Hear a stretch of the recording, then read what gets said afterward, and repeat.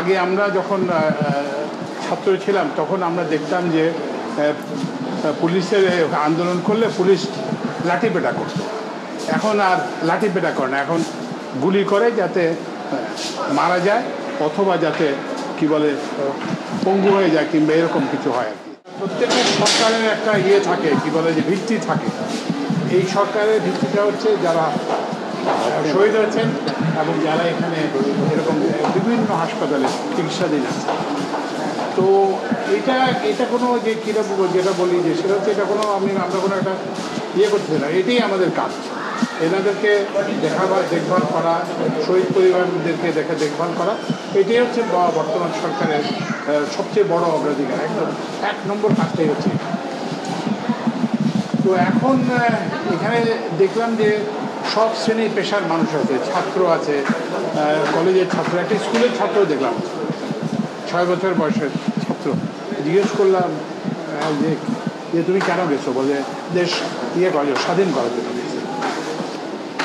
তো এখানে বিশ্ববিদ্যালয়ের ছাত্র আছে, কলেজের ছাত্র আছে, মাদ্রাসার ছাত্র আছে, শ্রমিক আছে, তারপরে পানি সরবরাহ করে লোক আছে, নানান ধরনের মানে শ্রেণী পেশার মানুষ আছে।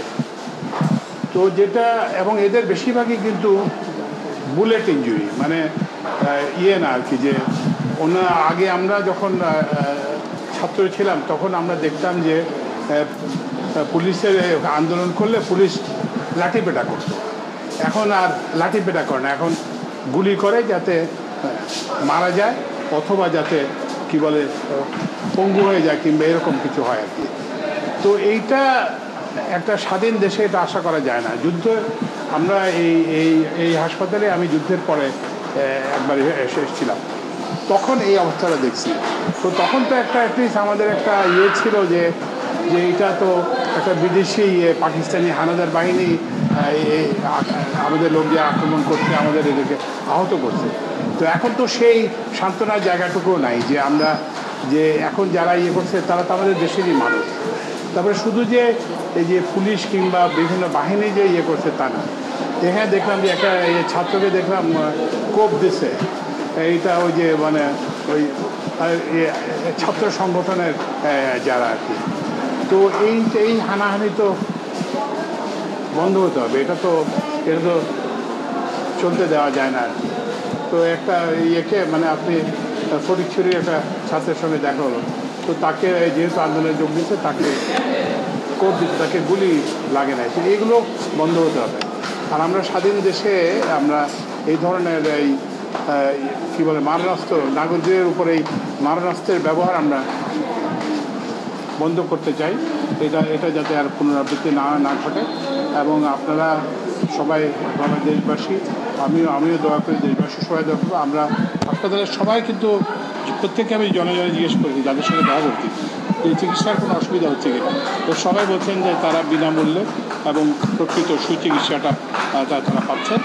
কিছু মানুষ আছে যারা দিনমজুর, তাদের আয় বন্ধ হয়ে গেছে সংসার চালানোর খরচের। আমি পরিচালক মহোদয়কে বলছি যে এরকম একটা যদি ওনারা তালিকা যাদের এরকম অর্থ সাহায্যের দরকার, সেইটা আমরা কী বলে হয়তো ব্যক্তিগত পর্যায়ে কাউকে অনুরোধ করে কিংবা যদি সরকারেরও আমি এই বিদ্যুৎ সম্পর্কিত আলোচনা করব আমাদের অন্যান্য উপদেষ্টাদের সঙ্গে, তখন আলোচনা করে এটা কী করা যায়। আরেকটা আসছে যে ওই না সারা দেশে যখন আমি এটা বলতেছি এটা কিন্তু সারা দেশের জন্য, কারণ এখানেও কিন্তু সাতক্ষীরা থেকে রোগী আসছে, বিভিন্ন জায়গা থেকে রোগী আসছে, চট্টগ্রাম থেকে রোগী আসছে। তো এইটা কারণ আপনাকে বলছি যে এইটাই কিন্তু আমাদের প্রথম কাজ, অন্য সব কাজ বা সব কাজের আগে এইটাই প্রথম।